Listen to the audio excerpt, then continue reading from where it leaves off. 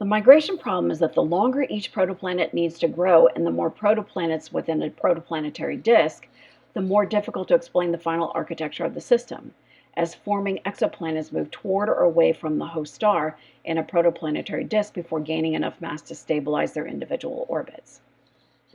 Let's take a look at the solar system and the final architecture of the solar system.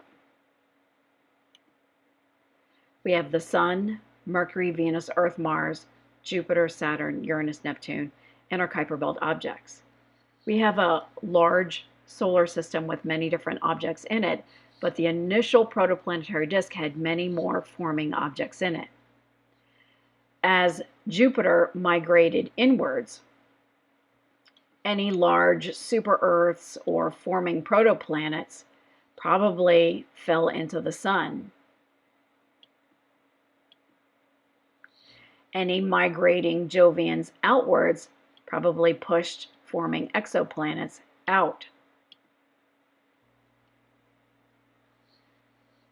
When you have many different objects in the final architecture, it is difficult to explain this final architecture as we have migration of individual objects within the protoplanetary disk. And the more objects you have, and the longer each object takes to grow, the more time for migration.